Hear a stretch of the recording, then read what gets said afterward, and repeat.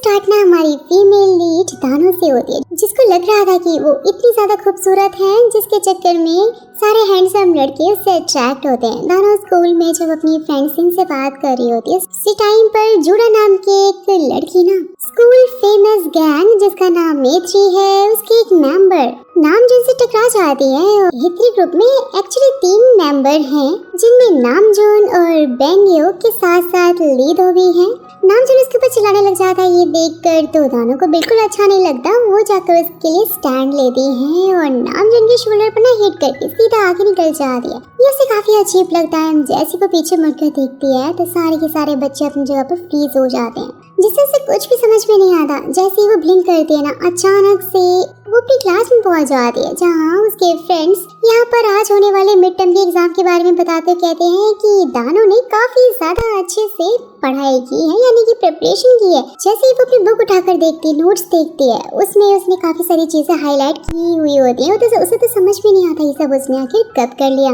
दोबारा ब्लिंक करते ही वो मिड टर्म के एकदम लास्ट वाले एग्जाम में पहुंच जाती है। उसे फिर भी समझ में नहीं आ रहा होता ये इसके साथ हो क्या रहा है। फिर तो अपने डॉक्टर को जाकर ना सब कुछ बताती है, जहाँ दोस्तों में ये मालूम चलता है कि दानो को बचपन में ना हार्ट में प्रॉब्लम थी, जिसकी वजह से उसकी सर्जरी भी हुई है और उसकी जो मेडिसिन चल रही है उसकी वजह से दानो को लग रहा था शायद उसके दिमाग में कुछ प्रॉब्लम हो गई है। लेकिन डॉक्टर उसे बताते हैं कि ये सब कुछ उसके साथ शायद स्ट्रेस लेने की वजह से हो रहा है, जिसके लिए उसे रेस्ट करना चाहिए और साथ ही उसे अभी फिलहाल कुछ दिनों के लिए कॉमिक बुक से दूर ही रहना चाहिए। वहीं दूसरी तरफ हम बैकयंग के फादर को देखते हैं, जो कि इसको डांट रहे होते हैं। उससे पूछते हैं कि वो दानो के साथ आखिर हॉस्पिटल क्यों नहीं गया। अच्छा दोस्तों, ये मालूम चलता है कि बैकयंग और दानो की ना एंगेजमेंट हो चुकी है और उसके फादर दानो के फादर की हेल्प से अपना बिजनेस जो आगे बढ़ाना चाहते हैं, यानी कि इसके पीछे भी ना उनका अच्छा खासा एजेंडा होता है। फिर नेक्स्ट डे जब दानो स्कूल जाती है तो उसे पेज पलटने की आवाज आने लग जाती है। उसी टाइम पर उसके सामने बैकयंग को वो देखती है। उसका बिहेवियर काफी ज्यादा स्वीट हो जाता है, जिससे कि दोस्तों पता लगता है कि बैकयंग दानो बिल्कुल भी पसंद नहीं करता, क्योंकि वो बहुत ज्यादा बोलती है, जबकि उसे तो शांत लड़कियां पसंद है। जैसे ही बैकयंग वहाँ से जाता है ना, फिर से पेज टर्न होने की आवाज आती है और दानो का बिहेवियर फिर से चेंज हो जाता है और वो बैकयंग के ऊपर गुस्सा होने लग जाती है। उसके बाद दानो फील करती है कि जैसे ही पेज टर्न होने की आवाज आती है, वो ब्लिंक करती है, वो अलग अलग जगह पर शिफ्ट होती जाती है। दानो फिर अपनी प्रॉब्लम का सलूशन ढूंढने के लिए लाइब्रेरी जाती है, जहाँ पर उसे एक मिस्टीरियस बुक को टच करके ही उसे कुछ विजन्स आने लग जाते हैं, जैसे कि बैकयंग ने उसका हाथ पकड़ा हुआ है और फिर उसके साथ वही सब कुछ होने लग जाता है जो कि उसने विजन में देखा था। वो घबरा कर वहाँ से भाग जाती है। नेक्स्ट सीन में हम जिम को देखते हैं, जो कि अपने लुक्स के लिए लड़कियों के बीच में काफी ज्यादा फेमस है और लोग उसे ड्राई स्किट फेरी भी बोलते हैं। दोस्तों, दानो फिर याद करती है कि विजुअल में उसके और जूड़ा के ऊपर खाना गिरने वाला था। वो बहुत कोशिश करती है कि ऐसा ना हो, लेकिन लास्ट में ऐसा ही होता, खाना उसके ऊपर गिर जाता है। बच्चे ये देखकर उनके हंसते हुए वीडियोस बनाने लग जाते हैं। उसी टाइम पर नामजोन वहाँ पर ना आकर एक बच्चे का फोन तोड़ देता है गुस्से में और दानो की हेल्प करता है। नेक्स्ट सीन में दानो अचानक से चलती क्लास में खड़ी हो जाती है, फ्रीज हो जाती है, कहने लगती है कि वो फ्यूचर देख सकती है। जहाँ पर फिर टीचर भी उसकी तबीयत खराब है ऐसा बोलकर नर्स रूम में जाने के लिए बोलते हैं।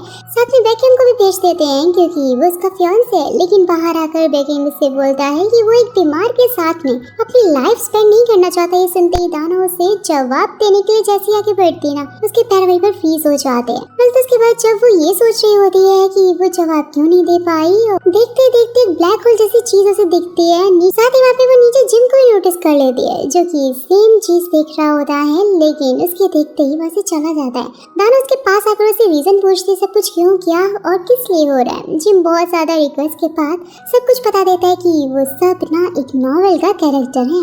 जी हाँ दोस्तों, यहाँ से आता है कहानी में एक बहुत बड़ा ट्विस्ट। ये सब लोग एक नॉवेल का कैरेक्टर हैं और उसके साथ जो कुछ भी हो रहा है वो उस नॉवेल की वजह से हो रहा है। दानो को ये सुनकर तो यकीन ही नहीं होता और इसलिए जिम फिर फाइनली उसे बुक देता है और खुद को वो उसमें देखती है। उसके बाद दानो को लगने लग जाता है कि जो कुछ भी हो रहा है उसके हिसाब से शायद वो उस नॉवेल के मेन कैरेक्टर है और उसे लगता है कि उसका पार्टनर जरूर भाई A3 गैंग में से ही कोई होगा। वो उनके पास आती है, जहाँ वो देखती है कि उसमें से कोई भी उसे भाव नहीं दे रहा, बल्कि सब तो उसे इग्नोर कर रहे थे। ये बात उसके दिल पर लग जाती है। दानो का हार्ट सेंसिटिव था, जिसकी वजह से वो वहीं पर बेहोश होकर गिर जाती है। जब उसकी आंख खुलती है तो वो हॉस्पिटल में होती है, जहाँ उसे लग रहा होता है कि उसका पार्टनर बेक है, लेकिन बेक उसका हाल चाल पूछकर वहाँ से चला जाता है। नेक्स्ट सीन में फिर दानो जैसे ही क्लास में होती है ना, उसी टाइम पर पेज टर्न होने की आवाज आती है। वो बाहर पहुंच जाती है, जहाँ पर कुछ लड़के उसे और जूडा को काफी बुली कर रहे थे। तभी वहाँ पर नामजून आता है, जिससे कि उसे लगता है कि शायद वो उसके लिए वहाँ पर आया है, वही इसका हीरो होने वाला है। लेकिन तभी नामजून भी सबके सामने कहता है कि वो जूडा को बहुत लाइक करता है, उसे कोई परेशान ना करे। और ये सुनते ही दानो के तो सारे ख्वाब ही चकनाचूर हो जाते, टूट जाते हैं। और वही हम एक मिस्टीरियस लड़की को देखते हैं दोस्तों, जिसके पास दानो का स्केच होता है, लेकिन उसकी शक्ल तो नहीं दिखाई जाती। और वही दानो नोवेल में आकर सारे कैरेक्टर को देखती है, जहाँ से पता लगता है स्टोरी के मेन लीड तो भी जूडा, नामजून और ली है। और वो तो बेचारी एक साइड कैरेक्टर है, यानी कि एक आलतू फालतू कैरेक्टर जिसका कोई रोल होना जरूरी नहीं है, जिसका तो सिर्फ एक ही काम है नामजून और जूडा को पास में लेकर आना। ये बात दानो को बिल्कुल भी अच्छी नहीं लगती, क्योंकि वो तो मेन कैरेक्टर बनना चाहती थी। नेक्स्ट सीन में पेंटिंग के दौरान टीचर दानो को मॉडल बनने के लिए कहती है, जहाँ जाते हुए उससे नामजून की पेंसिल गिर जाती है। जैसे वो पीछे मुड़कर देखती है, नामजून और जूडा एक साथ में वो पेंसिल उठाते हैं और दोनों क्लोज आने लग जाते हैं। ये देखकर उसे और गुस्सा आता है कि इसी वजह से शायद उसे साइड कैरेक्टर बनाया गया है, ताकि वो इन दोनों को पास ला सके। और वही इसलिए सबका ध्यान वो अपनी तरफ लाने के लिए वहाँ पर रखे स्टैचू तोड़ने लग जाते हैं। जैसे ही सब उसकी तरफ देखते हैं, तभी अचानक से पेज टर्न होने की आवाज आती है। सब कुछ पहले जैसा हो जाता है। रात को दानो नोटिस करती है कि सभी टेबल और चेयर हवा में अचानक होने लग गए हैं। जिम वो नॉवेल पढ़ रहा होता है, वो बाद में दानो को एक्सप्लेन करने लग जाता है कि ये सब कुछ सिर्फ तभी होता है जब स्टेज पीरियड हो, और जब तक स्टेज पीरियड होगा तब स्टोरी में वही होगा जो कि राइटर चाहता है। लेकिन जैसे स्टेज पीरियड खत्म होता है, नॉर्मल पीरियड आता है, यानी शैडो पीरियड जिसे बोलते हैं, उसमें होने वाली एक्टिविटीज बस सिर्फ और सिर्फ उन्हीं कैरेक्टर्स को याद होती हैं जो कि सेल्फ अवेयर हैं। यानी कि वही दानो और जिम दोनों ही सेल्फ अवेयर है, इसलिए उन्हें सब कुछ याद रहता है, क्योंकि भाई इन दोनों के अंदर ही ना ईगो डेवलपमेंट हो गया था। साथ ही इसमें ये भी पता चलता है कि वो लोग अगर शैडो पीरियड में कुछ भी करते हैं तो इससे स्टोरी पर कुछ भी फर्क नहीं पड़ता। ये सब कुछ जान कर दानो फाइनली डिसाइड करती है कि वो एक साइड कैरेक्टर नहीं रहेगी, बल्कि मेन कैरेक्टर बन के दिखाएगी। नेक्स्ट डे दानो स्टोरी को चेंज करने की बहुत कोशिश करती है, लेकिन सब कुछ अपने आप पहले जैसा ही हो जाता है। और बेक भी दानो से बोल रहा होता है कि उसकी वजह से उसके फादर बेक के फादर की कंपनी में इन्वेस्ट नहीं कर रहे। शायद दानो ने उन्हें मना किया होगा, क्योंकि वही बेक उसके लव को एक्सेप्ट नहीं कर रहा था। और इसलिए यहाँ पर दानो बहुत ज्यादा कोशिश करती है कि वो बेक को जवाब दे, लेकिन स्टोरी में ये शो किया गया है कि दानो बेक से बहुत ज्यादा प्यार करती है, और इसलिए उसके मुंह से वही सब वर्ड्स निकल रहे थे। क्योंकि दोस्तों अभी स्टेज पीरियड जो चल रहा था, और भाई इसीलिए जैसा राइटर ने लिखा था ना वैसा ही हो रहा था।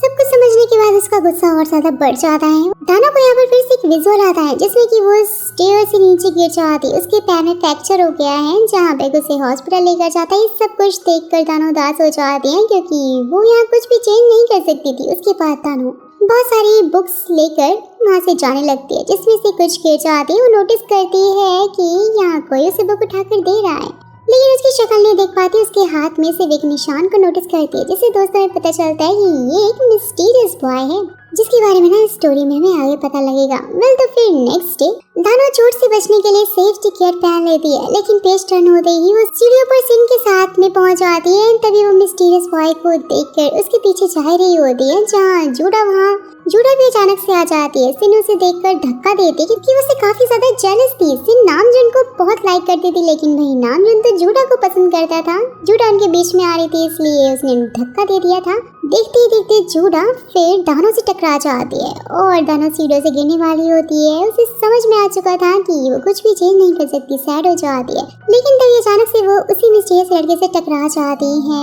दोनों ही यहाँ से नीचे गिरते हैं। वो उसका फेस देखने की कोशिश करती है, लेकिन उसी टाइम पर बेहोश हो जाती है। जैसे उसकी आँख खुलती है, होश आता है, वो अपने पैर में बस एक छोटी सी खरोच देखती है। शॉक हो जाती है कि आखिर ये सब कुछ कैसे हो सकता है, राइटर का लिखा हुआ आखिर कैसे बदल सकता है। पास में बैठी हुई सिन से वो सब कुछ पूछती है, वो भी उसे बता रही होती, लेकिन उनमें से किसी ने भी उस लड़के का फेस नहीं देखा था। ये जानकर वो और भी ज्यादा शॉक हो जाती है। जैसे ही वो बाहर आकर ली को देखती है जो कि जूडा को बाहर से देख रहा होता है, वो समझ आते हैं कि उसे काफी लाइक करता है, इसलिए वो उसे अंदर जाने के लिए कहती है। उसकी बैग को देखकर जैसे अपनी बैग से टच कर दी, लेकिन उसे वैसा फील नहीं होता जैसा उस लड़के के साथ में हुआ था, ना ही उसकी हार्ट बीट तेज हुई।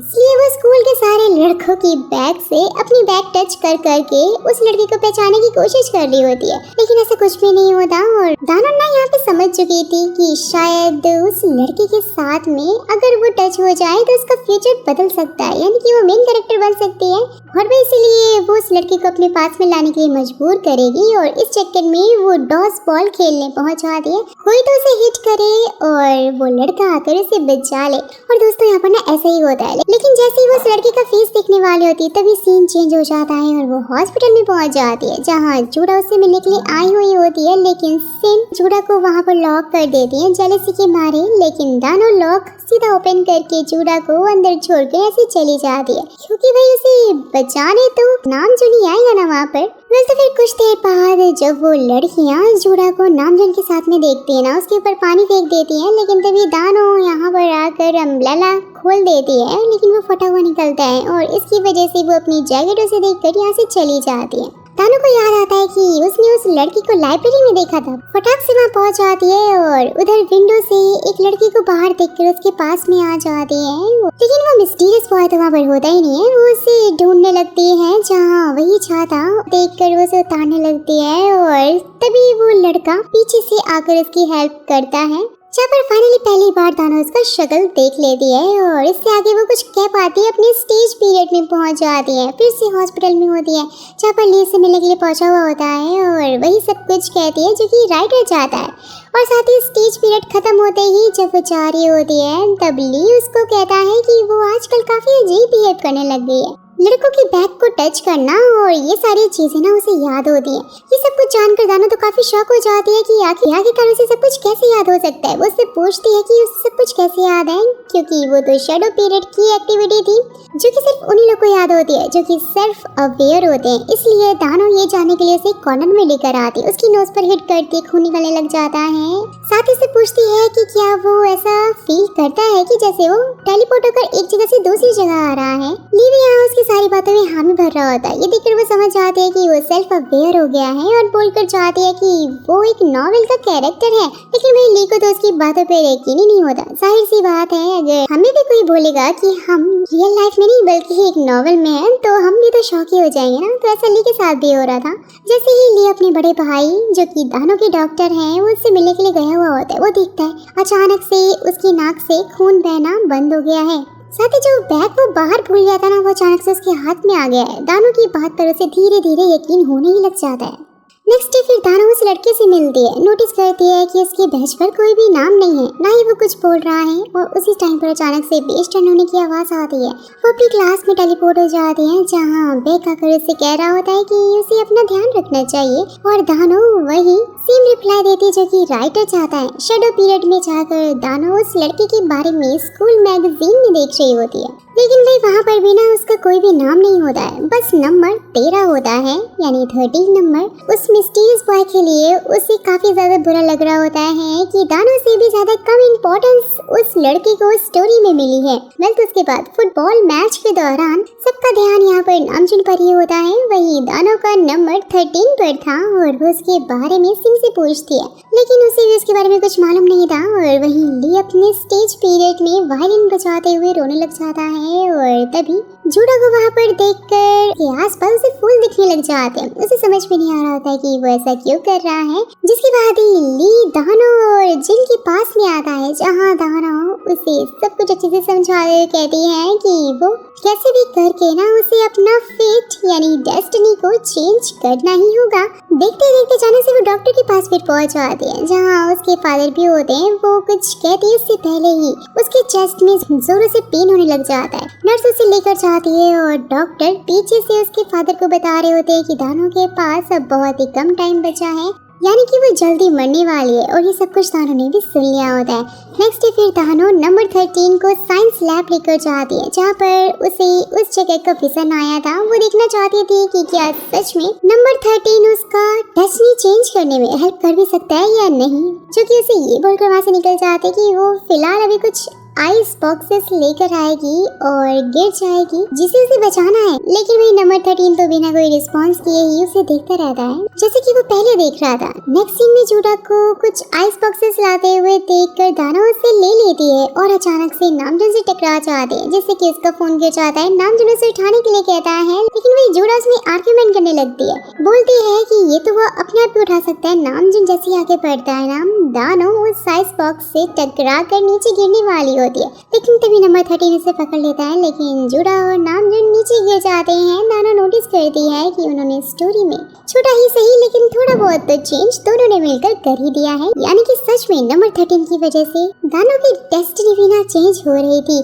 नेक्स्ट डे फिर दानो को स्कूल में पता लगता है कि सभी लोग ट्रिप पर जा रहे हैं, जिसका सारा खर्चा ना नामजून उठा रहा था ताकि जूडा भी जा सके, क्योंकि जूडा एक बहुत ही पुअर फैमिली से बिलोंग करती है। उसके बाद वो जिम के साथ में नंबर 13 से मिलने के लिए जाती है और फिर लाइब्रेरी के विंडो से उसे नीचे देखती है। लेकिन फिर तभी हम देखते हैं कि जिम को उसे देखकर उसे कोई भी खुशी नहीं होती। नंबर 13 भी अपने हाथ पर लगी चोट के लिए मेडिकल रूम में जाता है, जहाँ पर दानो भी उसके पीछे पीछे पहुंच जाती है और वो ऊपर से बॉक्स उतारते टाइम गिरने वाली होती है। नंबर 13 उसे पकड़ लेता है और वो उसके बैंडेज लगा देती है। तो फिर कुछ ही दिन सब कुछ ऐसे चलता रहता है, जहाँ पर दानो उसे बार बार अपना नाम बताती है ताकि वो उसे ना भूले। और फाइनली अब आता है ट्रिप का दिन, जहाँ पर उसके साथ में जो भी स्टेज एक्टिविटी हो रही थी ना, वो समझ जाती है कि वो ट्रिप पर सिर्फ और सिर्फ जूडा और नामजून को क्लोज करने के लिए ही आई है, क्योंकि यही तो उसकी कैरेक्टर का रोल था।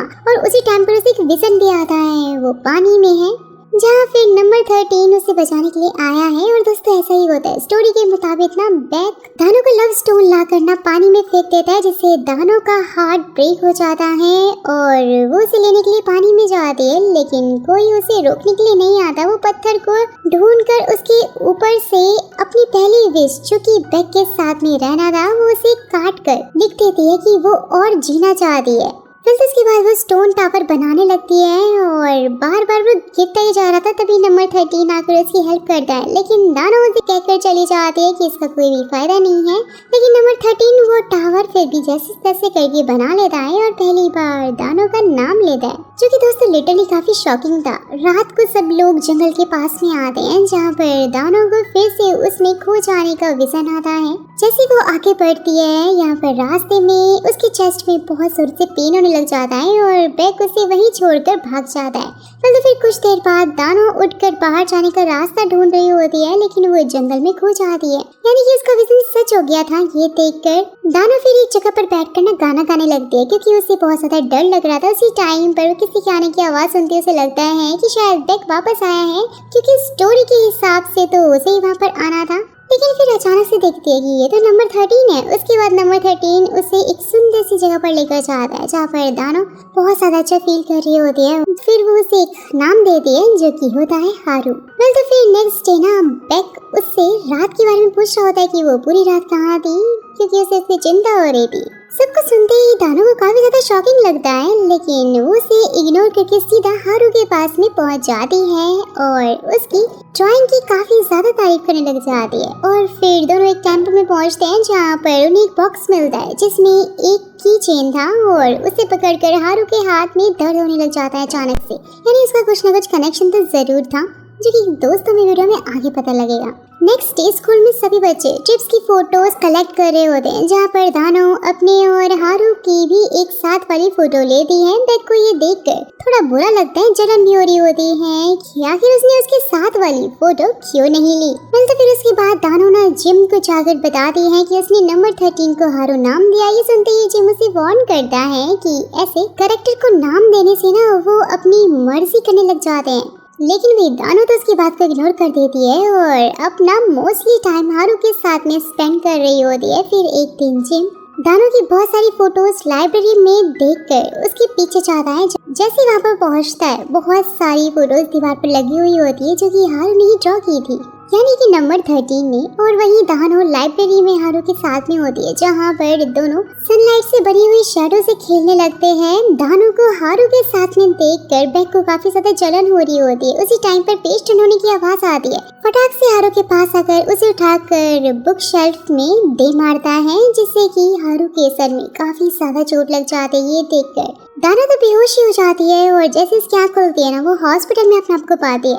नेक्स्ट डे जब हॉस्पिटल से आती है तो वो देखती है कि सब कुछ चेंज हो चुका है। हारू तो उसकी तरफ भी देख नहीं रहा होता है। उसे जिम की बात याद आती है कि नामलेस कैरेक्टर को नाम देने पर वो अपनी मर्जी करने लग जाते हैं, जिसके चक्कर में काफी ज्यादा बुरा हो सकता है। और इसलिए वो फैसला करती है कि वो अब हारू से बात नहीं करेगी। तो फिर रात के टाइम पर दानो के फादर ना उसके बिना ही बेक के घर के लिए डिनर पर पहुंच जाते हैं। और इससे बेक के फादर को लग रहा होता है कि ये सब कुछ बेक की वजह से ही हो रहा है, क्योंकि वो दानो की बिल्कुल भी केयर नहीं कर रहा। और उसके जाते ही बेक के फादर उसे थप्पड़ मारते हैं जोरदार कि दानो की वो केयर क्यों नहीं कर रहा है, और वो अपना बिजनेस ऐसे तो आगे बिल्कुल नहीं बढ़ा पाएंगे। और इसी वजह से नेक्स्ट डे फिर जाकर बेक सारा गुस्सा दानो के ऊपर उतार देता है और उसकी हार्ट रेट वॉच को भी तोड़ देता है। दानो तो यहाँ पर कुछ भी नहीं कह पाती, तभी अचानक से बारिश होने लगती है, क्योंकि शायद वो अपने स्टेज पीरियड में थी। और जहाँ पर फाइनली हारू आकर बेक को पंच करके दानो को वहाँ से ले जाने लगता है। बेक उससे पूछता भी है कि वो कौन है, जहाँ उसी टाइम पर हारू फ्लैशबैक याद करता है कि जब यहाँ पर वो उस स्कूल में आया था ना और इधर उधर घूम रहा था, उसका कोई भी नाम नहीं था, लेकिन उसके हाथ पर एक कट था। ब्लैक होल भी ना उसे उस दिन दिखाई दिया था, जिसे बस वो और दानो ही देख सकते थे।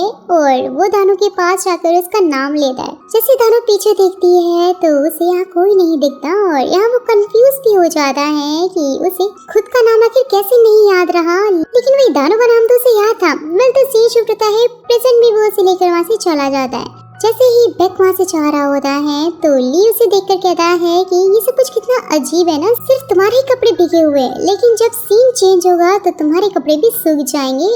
ये सारी बातें ना बेक को तो कुछ भी समझ में नहीं आ रही होती कि आखिर ये लड़का कह क्या रहा है। नेक्स्ट डे फिर बेक दानो के पास में नई वॉच लेकर आता है, उसे माफी मांगता है, लेकिन दानो उसे मना करते हुए सब कुछ खत्म कर देती है, यानी कि ब्रेकअप करने की कोशिश करती है और अपनी एंगेजमेंट भी तोड़ देती है। साथ ही प्रॉमिस भी करती है कि उसके फादर को बिजनेस में उनकी वजह से कोई भी प्रॉब्लम नहीं होगी। और ये सब कुछ वो स्टेज पीरियड में कह रही होती है। दोस्तों ये देखकर वो काफी ज्यादा खुश हो जाती है कि राइटर ने इस बार उसका साथ दिया। वहीं दूसरी तरफ ली को भी नॉवेल से पता लगता है कि दानो के पास ना बहुत ही कम टाइम बचा हुआ है। इसके लिए वो जिम से सॉल्यूशन पूछता है, लेकिन वो उसका सिर्फ एक ही जवाब देता है कि राइटर की स्टोरी कोई भी चेंज नहीं कर सकता। और इसलिए ली फिर दानो के पास आकर रोने लग जाता है। तब दानो से प्रॉमिस करती है कि वो अपनी स्टोरी ना चेंज करके ही रहेगी, चाहे इसके लिए से कुछ भी क्यों ना करना पड़ जाए। तो फिर उसके बाद हारू दानो से मिलता है, जहाँ पर वो उसके लिए कैंटीन से सैंडविच लेकर आती है। दानो उसके फेस पर चीज देखकर उसे अपने हाथ से हटा रही होती है, जैसे कि हारू को कुछ फील होता है। उसी टाइम पर ली वहाँ पर आकर उन्हें ज्वाइन कर लेता है, जहाँ पर उसे पता लगता है कि हारू को भी सेल्फ रियलाइजेशन हो चुका है, क्योंकि उसे भी काफी चीजें याद थी। वेल तो उसके बाद जब जिम के पास में वो होते हैं, जहाँ हारू स्टेज मॉडल पर एक कैरेक्टर को जैसे ही टच करता है ना, उसके हाथ में जोर से पेन होने लग जाता है, जहाँ पर जिम उसे बताता है कि जो उसका नहीं है ना, उसे वो टच नहीं करना चाहिए। वेल तो उसके जाने के बाद हम जिम को एक नई बुक पढ़ते हुए देखते हैं। दोस्तों जिम फिर लाइब्रेरी जाकर वो बुक ढूंढता है, जो कि उसे वहाँ नहीं मिलती। वो रास्ते में हारू से मिलकर उसे वो बताता है कि उसका स्टोरी में बस इतना ही काम है कि वो दानो को स्टोरी चेंज करने से रोके, और अगर वो स्टोरी चेंज करने की कोशिश करेगी तो उसके हाथ में और भी ज्यादा दर्द होगा, जिससे कि उसका जख्म और ज्यादा हरा हो सकता है। नेक्स्ट डे फिर सभी को न्यूज मिलती है कि नामजून अपने बर्थडे पर एक बहुत ही बड़ी पार्टी देने वाला है। ये सुनते ही दानो को विजन आने लग जाता है कि पार्टी में नामजून ना जूडा को फाइनली ऑफिशियली अपनी गर्लफ्रेंड बनाने वाला है। दानो को ली की काफी ज्यादा चिंता हो रही होती है, क्योंकि स्टोरी में और स्टोरी के बाहर वो जूडा को काफी ज्यादा लाइक जो करता है। वेल तो फिर इसीलिए दानो ली और हारू के साथ में मिलकर विजन चेंज करने का प्लान बना दिया, लेकिन हारू उसे मना करके वहाँ से चला जाता है, क्योंकि जिम ने उसे मना किया था कि वो दानो की हेल्प ना करे। दानो फिर क्लास में जाकर हारू को मनाने लगती है, जैसे तैसे करके। तभी बेक आकर उसे अपने साथ में यहाँ से ले जाता है, लेकिन हारू उसे रोक लेता है और मना करता है, बोलता है कि वो उसके साथ नहीं जाना चाहती। साथ ही उसे बोलता है कि वो उसके साथ में पार्टी में जरूर जाएगा। ये सब कुछ सुनते दानो तो खुश हो जाती है, लेकिन बेक को बहुत ही ज्यादा जलन हो रही होती है। सो पार्टी का सीन आता है जहाँ पर वो तीनों ही अपने प्लान को लेकर रेडी थे, तभी पेज टर्न होने की आवाज़ आती है और स्टेज पीरियड स्टार्ट हो जाता है, जहाँ पर दानो बेक के साथ में ना पार्टी में एंट्री करती है और हारू को गेट पर ही रोक लिया जाता है क्योंकि उसके पास इनविटेशन कार्ड जो नहीं था, लेकिन वो फिर भी जैसे तैसे करके वेटर का गेटअप लेकर पार्टी में घुस जाता है। और वहीं सभी कुछ राइटर के हिसाब से चल रहा था। नामजन जूडा को एक्सपेंसिव हील्स गिफ्ट करता है। उसके बाद वो अपने रूम में आता है जहाँ पर बेक हारू को उसके रूम में देखकर पूछता है कि वो आखिर यहाँ कैसे आया, लेकिन तभी हारू ना नामजो की ड्रेस पर वाइन गिराकर ली को जूडा के पास में जाने के लिए कहता है। ली भी जूडा को ना फटाक से लेकर वहाँ से बाहर लाकर अपना लव कन्फेस करता है और वहीं जो कुछ भी जूडा और नामजो उनके साथ में स्टेज पीरियड पर होने वाला था वो सब कुछ दानो और बेक के साथ में हो जाता है, क्योंकि यहाँ पर डेस्टिनी जो थोड़ी चेंज हो गई थी। यहाँ बेक सभी के सामने दानो को अपनी ऑफिशियल गर्लफ्रेंड अनाउंस कर देता है। देखकर तो वो काफी ज्यादा शॉक हो जाते हैं, लेकिन राइटर की वजह से स्माइल करने लग जाते हैं जैसा कि उसने लिखा था। हारू के हाथ में जो कट था ना उसमें बहुत ज्यादा पेन होने लग जाता है, वो वहाँ से चला जाता है क्योंकि उसने डेस्टिनी जो चेंज की थी। जैसे ही स्टेज पीरियड खत्म होता है फटाक से वो हारू के पास चली जाती है और वहीं जूडा भी ली को कहती है कि वो उसे बस अपना एक अच्छा दोस्त मानती है कि तभी स्टेज पीरियड स्टार्ट होता है और नामजोन उन दोनों को साथ में देखकर बोलकर चला जाता है कि अब पार्टी खत्म हो गई है, क्योंकि वो थोड़ा जेलस जो फील कर रहा था। जूडा भी उसके पीछे पीछे जाती है, लेकिन जैसा राइटर ने लिखा था वो गिर जाती है। ली उसके पास आता है लेकिन उसकी तरफ वो देखती भी नहीं है और वहीं हारू अपने हाथ को देखते हुए जिम की बात को याद करता है और उसे डर लगने लग जाता है कि तभी दानो उसके पास पहुंच जाती है, जो कि बहुत ज्यादा एक्साइटेड थी कि उन्होंने फाइनली एक स्टोरी में थोड़ा बहुत तो चेंज कर दिया है। लेकिन यहाँ से बिल्कुल भी अंदाजा नहीं था कि हारू के साथ में आखिर क्या हो रहा है, उसे कितना पेन हो रहा है हाथ में। वेल तो फिर पार्टी के बाद हारू जिम को जाकर मिलता है, बताता है कि उसने जो कुछ भी किया है ना वो दानो की वजह से ही किया है, क्योंकि मुझे लगता है कि उसका और मेरा कुछ ना कुछ कनेक्शन तो जरूर है। दानो के नोटिस करने के बाद से ही लोगों ने मुझे नोटिस करना शुरू किया है। और यहाँ पर जिम भी बोल देता है कि जैसे तुम समझ रहे हो ऐसा कुछ भी नहीं है, क्योंकि दानो तो बस एक एक्स्ट्रा कैरेक्टर है और अगर वो कोई भी प्रॉब्लम क्रिएट करेगी तो राइटर उन्हें हटा देगा और उसमें सबसे पहला नंबर तुम्हारा होगा। नेक्स्ट डे फिर हारू बेक की कुछ फैन गर्ल्स को दानो को परेशान करते हुए देखकर आकर उन्हें रोकने की कोशिश करता है और बेक आकर दानो को अपने साथ में ले जा रहा होता है कि तभी हारू याद करता है कि बेक ने उससे कहा था कि दानो की फीलिंग्स के साथ में वो सिर्फ खेल रहा है, वो उसे प्यार नहीं करता। और इसलिए हारू फिर जैसे ही फिर वो उसे एक जगह पर लेकर आता है, दानो को अचानक से हार्ट पेन होने लग जाता है और वो उससे दूर हो जाती है। फिर दानो हारू और अपनी फोटो देखते हुए कुछ सोच रही होती है कि तभी हारू उससे आकर वो फोटो लेते हुए कहता है कि वो अब उसकी स्टोरी चेंज करने में पूरी हेल्प करेगा। वेल तो फिर उसके बाद हारू जिम को आकर कहकर जाने लग जाता है कि वो अब दानो की पूरी हेल्प करने वाला है और साथ ही वो अपनी एक्सिस्टेंस का भी पता लगाएगा कि आखिर उसका अस्तित्व क्या है। कि तभी जिम अपने सामने ना रखी हुई कॉमिक को देखता है जिसमें कि हारू एक मेन कैरेक्टर था और कह रहा था कि वो खुद की एक्सिस्टेंस ढूंढ कर ही रहेगा। यानी कि दोस्तों कुछ तो था जो कि जिम इन सबसे छुपा रहा था। नेक्स्ट डे ही फिर ए3 ग्रुप के बीच में जूडा को लेकर बहुत ज्यादा कॉन्फ्लिक्ट्स हो जाते हैं, जहाँ फिर नामजोन ली को ही ए3 ग्रुप से निकाल देता है और हारू को उसका मेंबर बनने के लिए कहता है। कि तभी जूडा उसे बीच में रोककर बाहर लेकर जाते हुए नामजो को समझाती है कि उसकी और ली के बीच में कुछ भी नहीं है और इसीलिए वो अपनी फ्रेंडशिप ली से खत्म ना करे।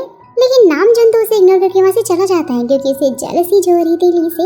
नेक्स्ट सीन में हम देख रहे हैं कि हारू अब स्टोरी का इम्पोर्टेंट कैरेक्टर बनता जा रहा था और उसके पेज पर उसका नाम भी दिखने लग गया था और बहुत सारे लोग भी ना उसे नोटिस करने लग गए थे। ये सब कुछ देखकर दानो तो काफी खुश हो जाते हैं कि तभी दानो को विजन दिखता है कि बेक उसे डेट के लिए पूछने वाला है, जिसमें कि वो हाँ में जवाब देगी। ये सब कुछ हारू और ली को फटाक से बता देती है। उसके बाद दानो जाकर जिम से मिलती है, उसे बताती है कि हारू का नाम उसके बैच पर अब दिख रहा है। इसे जिम तो काफी शौक होकर नॉवल में देखता है जहाँ पर कोई भी कैरेक्टर ना चेंज नहीं हुआ था। उसके बाद स्टेज पीरियड स्टार्ट होता है और बेक उससे फाइनली डेट के लिए पूछता है। दानो भी इसके लिए मान जाती है क्योंकि राइटर ने तो यही लिखा था, लेकिन स्टेज पीरियड खत्म होते ही वो बेक को शाम को मिलने के लिए बोलकर वहाँ से चली जाती है कि वो तो बस ये सब कुछ राइटर की वजह से ही कर रही है। रात को बेक अपने फादर से कहता है कि वो शायद दानो से शादी नहीं करेगा। चाहिए सुनते ही वो तो उसे गुस्से में कार से बाहर निकाल देते हैं। और बेक दानो को कॉल करके कह देता है कि वो नहीं आ पाएगा क्योंकि स्टेज पीरियड में होने की वजह से दानो काफी ज्यादा रोने लग जाते हैं, क्योंकि ऐसा राइटर ने लिखा था। लेकिन पीरियड खत्म होते ही वो नॉर्मल हो जाते जैसे कि कुछ हुआ ही ना हो, और अपनी मूवी ना हारून के साथ में एंजॉय करती है, हारून से कंपनी देने के लिए जो वहाँ पहुँच गया था। और वही बेक अपने स्टेज पीरियड से निकलकर दानो के पास में आता है और उसे हारू के साथ में देखकर उसके ऊपर चिल्लाने लग जाता है कि वो तो उसकी फियांसे है और उसने उसका वेट क्यों नहीं किया। कि तभी हारू उसे बोलकर दानो को वहाँ से ले जाता है कि वो होगा उसका फियांसे, लेकिन वो मेरी भी बहुत अच्छी दोस्त है। नेक्स्ट डे दानो अपने स्टेज पीरियड में स्विमिंग पूल के पास में होते हैं, जहाँ वो बेक से कह रहे होते हैं कि वो उसे देखने के लिए आए हैं। कुछ देर में ही ली और नामजून के बीच में स्विमिंग मैच शुरू होने वाला था, लेकिन फिर अचानक से सायरन बजने की वजह से सभी बच्चे भागने लगते हैं। और यहाँ पर दाना नोटिस करती है कि हारू का नाम ना बेड से हट रहा है, कि तभी वो गलती से पानी में गिर जाती है। और अब दानो की आंख हॉस्पिटल में खुलती है, जहाँ बेक उसके पास में बैठा हुआ था। वो सीधा हॉस्पिटल से निकलकर स्कूल पहुँच जाती है, जहाँ से मालूम चलता है कि हारू की तो एग्जिस्टेंस स्टोरी से बिल्कुल ही खत्म हो चुकी है। जहाँ से जिम की बात याद आती है, इसलिए वो हारू के बारे में जानने के लिए सीधा लाइब्रेरी जाकर वो बुक ढूंढती है, यानी वही सीक्रेट बुक, जहाँ दोस्तों हम देखते हैं कि वो बेक के हाथ में थी। और यहाँ पता लगता है कि बेक भी अब सेल्फ अवेयर हो चुका है, जो कि इस नॉवल को दानो के सामने फेंक देता है। दानो वो बुक लेकर वहाँ से चली जाती है। नेक्स्ट सीन में दानो जिम से कहती है कि वो अब इस स्टोरी में कुछ भी चेंज नहीं करेगी। वो बहुत ज्यादा सैड थी हारू के जाने से। नेक्स्ट डे फिर लिली को काफी खुशी हो रही होती है जब उसे पता लगता है कि बेक भी अब सेल्फ अवेयर हो गया है। बेक अब दानो को हारू के लिए बहुत ज्यादा अपसेट देखता है, तो वो उसे प्रॉमिस करता है कि वो भी अब उसके लिए वही सब कुछ करने की कोशिश करेगा जो हारू उसके लिए किया करता था। वो उसकी केयर भी करेगा, लेकिन दानो तो मना कर देती है कि नहीं, वो बस हारू ही कर सकता था। साथ ही बोलते कि वो तो सिर्फ एक साइड कैरेक्टर है, राइटर जब चाहे उसे स्टोरी से हटा सकता है। और वही नामजून की माँ बहुत सारा महंगा सामान झूठा के घर पर लेकर आते हैं, ये दिखाने के लिए कि वो कितनी ज्यादा गरीब है, जो किसी बिल्कुल भी पसंद नहीं आता है। और इसलिए वो अपनी हील्स ले जाकर नामजून को वापस कर देती है और उसे दूर रहने के लिए बोल देती है। स्पोर्ट्स डे का सीन दिखाया जाता है, जहाँ पर जिम और ली दोनों ही बुक में एक चीज को पढ़कर काफी ज्यादा शौक हो जाते हैं। वेल तो वो क्या है ये तो खैर हमें आगे पता चल ही जाएगा। और वही गेम के बीच में स्टेज पीरियड शुरू हो जाता है, जहाँ बेक और दानो फुट रेस में पार्टिसिपेट करते हैं। दानो का शूज निकल जाने की वजह से वो गिर जाती है और बेक उसे वहीं पर छोड़कर चला जाता है कि उसी टाइम पर एक लड़का दानो को आकर उसका शूज देता है। दानो देखती है कि ये कोई और नहीं बल्कि हारू है, जो कि वापस आ चुका था। उसे देखकर वो तो काफी ज्यादा खुश हो रही होती है और यहाँ से पता लगता है कि उसे कुछ भी याद नहीं है, यानी कि हारू सब कुछ भूल चुका था, उसकी मेमोरी अब उसके पास नहीं थी। फटाक से ली उसके पास आकर नॉवल दिखाते हुए कहता है कि राइटर ने हारू को एक नए साइड कैरेक्टर के रूप में इंट्रोड्यूस करवाया है। और इससे पहले कि वो कुछ और कहता कि तभी पेस्ट टर्न होने की आवाज आती है। हारू और बेक आमने सामने होते हैं, जहाँ हारू उसे भी नहीं पहचान पाता है। बेक को लग रहा था कि शायद वो नाटक कर रहा है और इसलिए उससे बहुत सारे सवाल करता है, जिससे उसे यकीन हो जाता है कि उसे सच में कुछ भी याद नहीं है। जैसे ही पेश टर्न होगा वो तो वैसे भी सब कुछ भूल ही जाएगा। बल तो उसके पास जिम हारू को गार्डन में बैठा हुआ देखता है और उससे आकर उसके कट के बारे में पूछता है, लेकिन अब उसके हाथ में ना कोई भी कट का निशान नहीं था। जिम को तो समझ ही नहीं आ रहा था कि आखिर ये अचानक से कैसे हुआ। रात को फिर हारू पेश टर्न होते ही लाइब्रेरी में उसी जगह पर पहुंच जाता है, जहाँ पर उसने दानो की बहुत सारी फोटोज ली थी। और वहाँ उसे ब्लैक होल में कुछ लोग उसके जैसे ही दिखाई देते हैं, लेकिन उसे कुछ भी समझ में नहीं आ रहा था। नेक्स्ट ली बेक से कहता है कि वो दानो को चीट कर रहा है, जहाँ बेक भी बोल देता है कि राइटर ऐसा ही चाहता है और उसने यही स्टोरी लिखी है। और वहीं जिम हारू को कुछ लड़कियों के बीच में देखकर कह रहा होता है कि कैरेक्टर में बने रहना ना सेल्फ अवेयर होने से भी ज्यादा अच्छा है। कि तभी पेश टर्न होते ही वो रास्ते में नामजून की माँ से टकरा जाता है, जहाँ वो बिना गुस्सा किए वहाँ से चली जाती है। और ऐसा क्यों हुआ ये तो खैर हमें बाद में पता चलेगा। वेल तो वही क्लास में लड़कियों को झूठा को परेशान करते हम देखते हैं। नामजून आकर सबके सामने कह देता है कि वो उसकी गर्लफ्रेंड है। और ये सुनकर ली और दानो भी समझ जाते हैं कि वो स्टोरी को चेंज नहीं कर पाए हैं और ठान लेते हैं कि वो आगे भी अब कुछ नहीं करेंगे। वेल तो वही जिम जाते हुए हारू से टकरा जाता है, जहाँ हारू सामान में रेड फ्लावर नाम की बुक को नोटिस करता है। उसे खोलने से पहले ही जिम उससे वो छीन लेता है। उसके बाद हारू लाइब्रेरी आता है, जहाँ दानो पहले से ही मौजूद।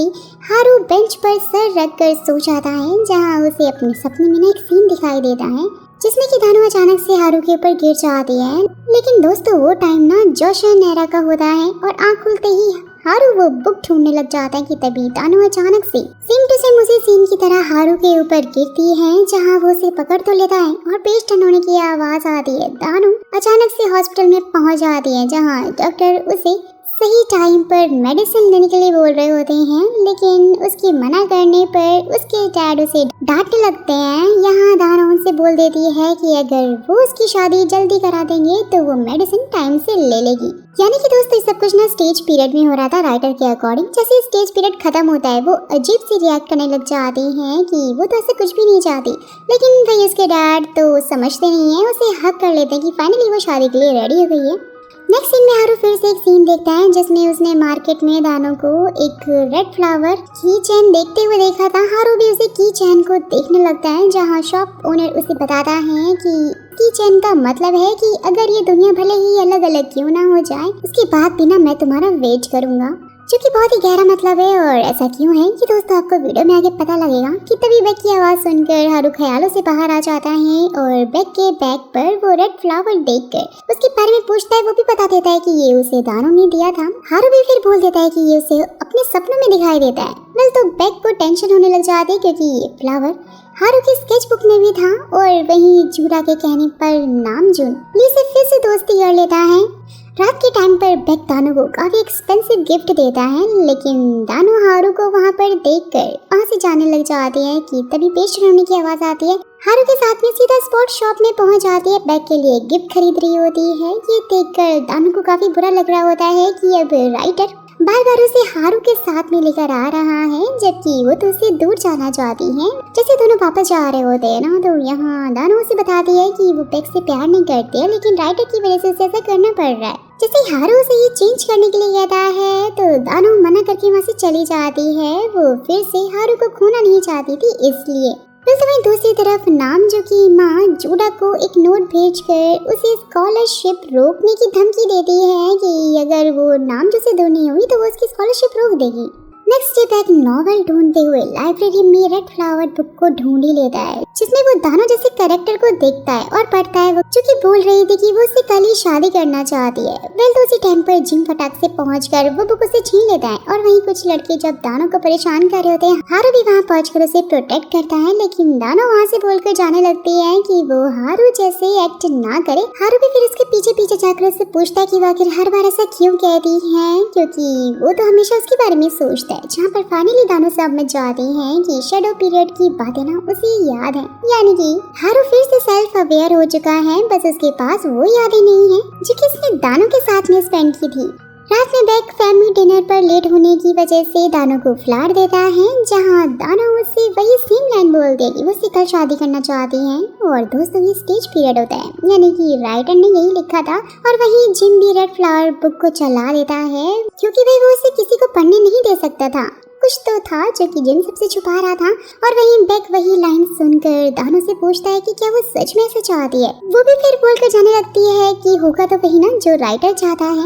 वेल तो बाहर आकर दानो बीच सड़क पे खड़ी होकर कहती है कि उसका फ्यूचर आखिरकार कैसा होने वाला है, क्या वो सच में मेन कैरेक्टर बन पाएगी या फिर एक साइड कैरेक्टर बनकर ही रह जाएगी। कि तभी हारू भी यहाँ पर पीछे से आकर बोलता है कि अगर ऐसा हुआ ना तो वो तो बस नंबर 13 ही रह जाएगा।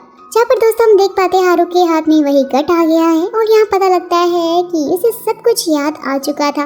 यहाँ हारू से हक करते कहता है कि अब उसे छोड़कर ना कभी भी नहीं जाएगा। फ्लैशबैक से ये मालूम चलता है कि हारू ने उसे ब्लैक होल में जब हाथ डाला था तो उसकी सारी मेमोरी वापस आ गई थी, लेकिन उसके साथ साथ उसे हाथ में वही कट लग गया था, यही वही चोट मिल गई थी। वेल तो नेक्स्ट डे जब ली को हारू के बारे में पता लगता है तो वो बहुत ज्यादा खुश हो जाता है, जहाँ पर उसे ये भी समझ में आ जाता है कि हारू को ना पहले सब इसलिए याद नहीं था क्योंकि अब वो मेन कैरेक्टर जो बन गया है और उसके पास बोलने के लिए काफी सारी लाइन्स भी थी, जिससे कि शायद सब कुछ इसलिए याद आ गया क्योंकि उसे दानो से प्यार है, वो दानो को पसंद करता है, इसलिए उसे दानो हमेशा से ही याद थी। ये सब कुछ सुनकर तो हारू और दानो दोनों ही शायद फील करने लग जाते हैं। रात में फिर दानो अपने स्टेज पीरियड में जूडा के कैफे में होती है, जहाँ पर नामजू ली को रीयूनियन पार्टी देता है। स्टेज पीरियड की खत्म होते ही दानो और उसके पीछे पीछे बेक भी वहाँ से चले जाते हैं, जिसके बाद ये फिर ली नाम जैसे कह रहा होता है कि वो जूडा से ना गिव अप कर रहा है। ये सुनते ही जूडा को भी थोड़ा सैड फील होता है क्योंकि शायद वो भी उसे लाइक करती थी। वेल तो फिर नेक्स्ट डे बेक लाइब्रेरी में वही बुक ढूंढ रहा होता है, जहाँ हारू भी उसे ढूंढने के लिए आता है। बेक उससे कहता है कि उसे ना बुक की वजह मेमोरीज ढूंढ लेनी चाहिए, तो हारू उसे बोलकर चला जाता है कि उसे सब कुछ याद आ गया है।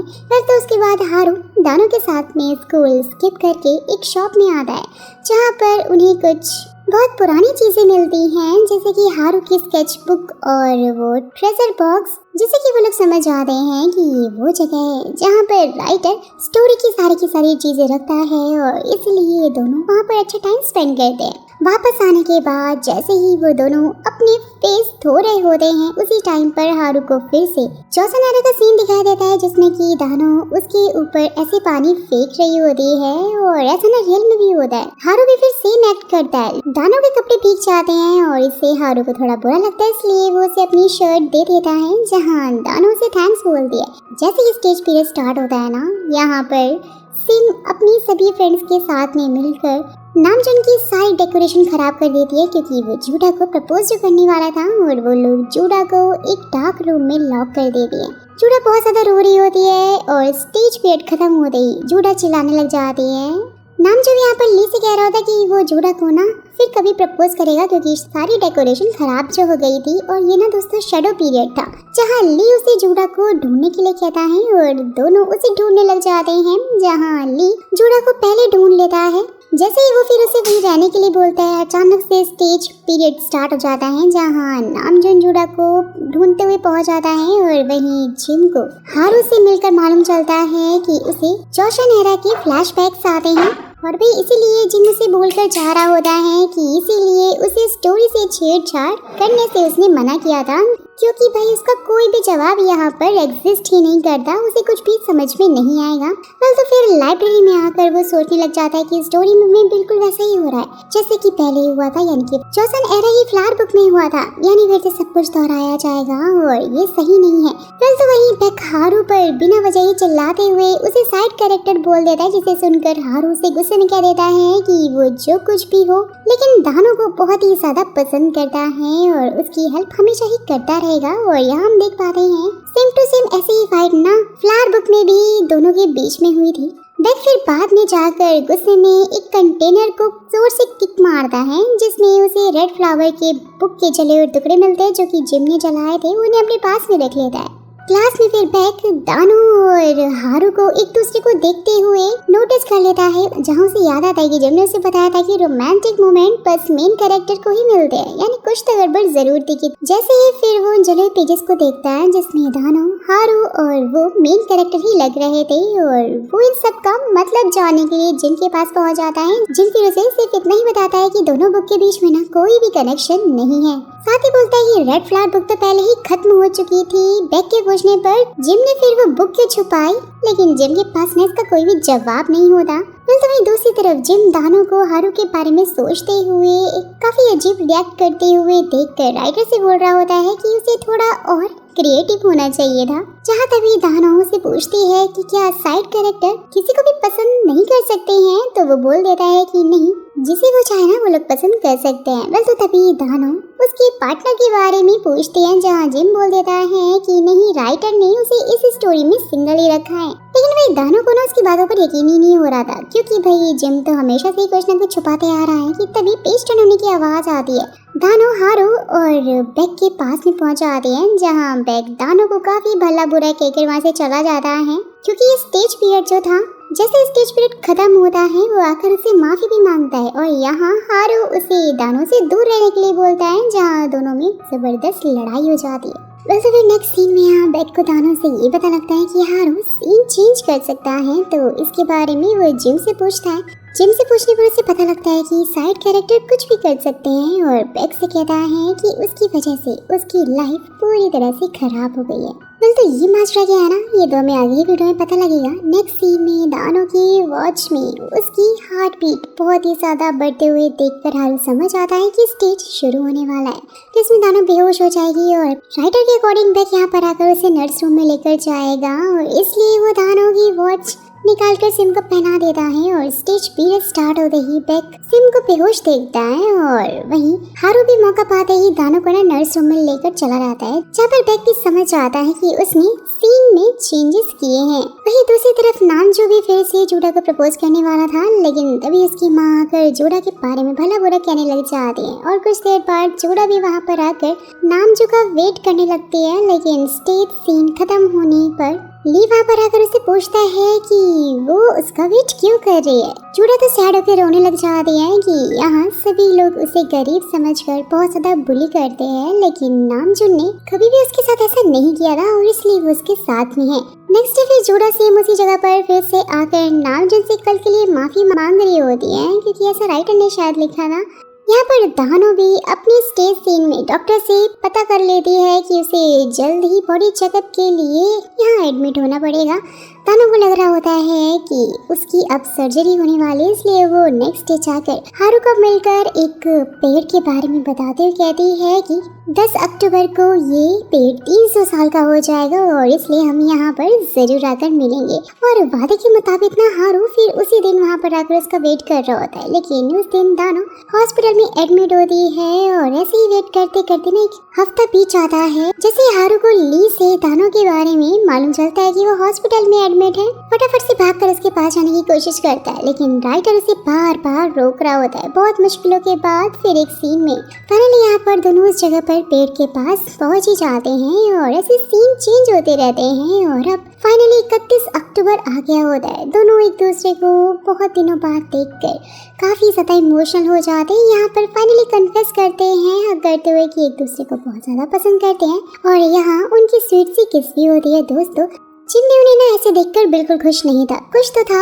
जो कि उसके दिमाग में चल रहा था। नेक्स्ट डे फिर बैक जिम से कहकर जाने लग जाता है कि हारू आजकल ज्यादा ही उसके और दानों के बीच में आ रहा है, इसलिए वो सब कुछ पता करके रहेगा जो कि जिम उससे छुपा रहा है। और जिम भी अब जोशन एरा वाली बुक यानी कि फ्लावर बुक की स्टोरी को याद कर रहा होता है। उस बुक में बेक और जिम स्टेप ब्रदर थे। दोस्तों हारू उसका बेस्ट फ्रेंड था और दानो के फादर मंत्री और नामजून की माँ जिम की माँ थी। और इसलिए आपको याद होगा कि उस दिन जिम से टकराने के बाद भी नामजून की माँ कितने प्यार से बिहेव कर रही थी। वेल तो अब जिम जल्द ही यहाँ किंग बनने वाला था, लेकिन ये बात बेक को बिल्कुल पसंद नहीं थी क्योंकि वो उसका स्टेप ब्रदर था और इसलिए वो जिम को जाकर बहुत ज्यादा भली बुरी बातें कहने लग जाता है, जिसकी वजह से जिम काफी ज्यादा ड्रिंक कर लेता है। उसी टाइम पर उसकी माँ आकर उसे जोरदार थप्पड़ मारते हुए कहती है कि वो बेक से हार नहीं सकता है और जिम का हाथ कांपने लग जाता है। यानी वो बहुत ज्यादा नर्वस हो रहा था और ऐसा रियल लाइफ में भी होता है, यहाँ पे भी जिम का हाथ कांप रहा होता है। वहीं दूसरी तरफ हारू और दानो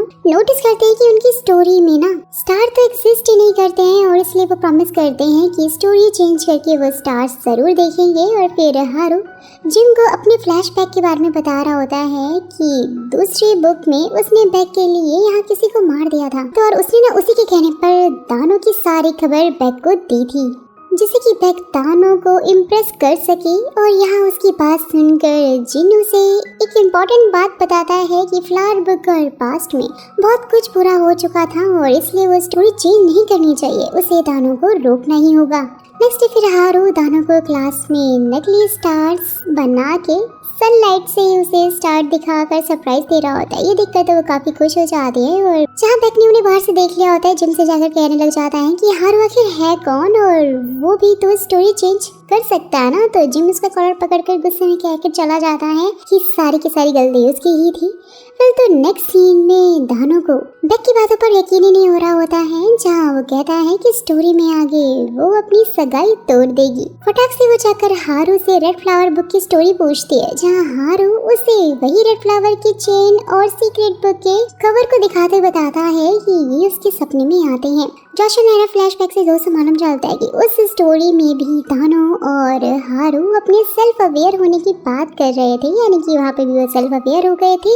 जहाँ हम दानो वहाँ पर भी ना बेक से शादी नहीं करना चाहती थी और हारू उसे बताता है कि वो रेड फ्लावर उसे दानों को याद करने में हेल्प करते हैं।